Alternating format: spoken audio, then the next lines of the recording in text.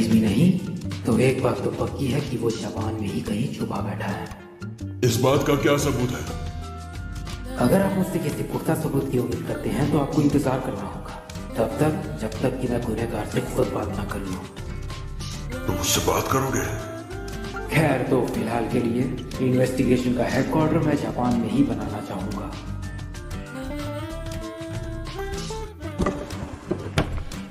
ये तो मेरी उम्मीद से कुछ ज्यादा ही आसान था। हाँ, तो उसे छुपाने के लिए बस इतना ही।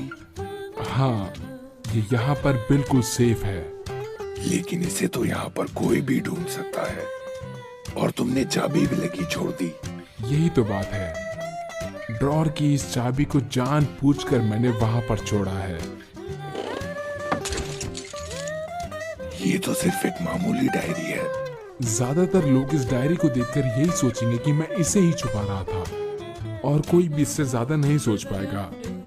लेकिन इसकी असली चाबी यहाँ है, वो चीज जिसका मेरे डेस्क पे होना एक मामूली सी बात है, एक बॉल पॉइंट पेन की रिफिल। तो ये है चाबी। हाँ, अगर तुम ध्यान से देखो तो तुम्हें इस ड्रॉर के नीचे एक छेद दिखेगा। अगर मैं इसमें ये रिफिल ऐसे डालूं,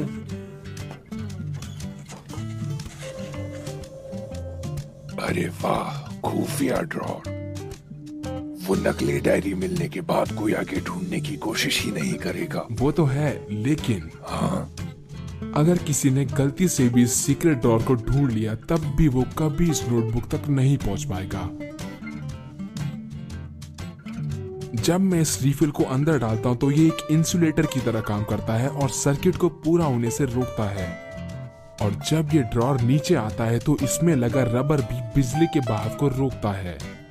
लेकिन अगर किसी ने ऊपर से इस ड्रॉर को हटाने की कोशिश की तो इसका सर्किट पूरा हो जाएगा और इसमें रखी गैसोलीन में आग लग जाएगी, और एक ही झटके में ये नोटबुक राख बन जाएगी। सारे सबूत मिट जाएंगे और मैं बच जाऊंगा।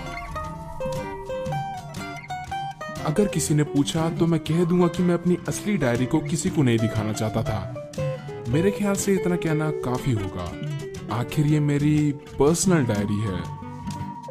जब किसी इंसान को डेथ नोट मिलती है तो उसे छुपा कर रखना ही उसके लिए सबसे मुश्किल काम होता है। पर शायद तुम ऐसे पहले इंसान हो जिसने इसका हल ढूंढ निकाला। पर मुझे लगता है कि ये थोड़ा खतरनाक है। एक छोटी सी गलती और तुम पूरी तरह जल सकते हो। खतरनाक? कभी कभी तुम भी बिल्कुल अजीब बातें करते हो, र्यूक। ये सब कुछ शुरू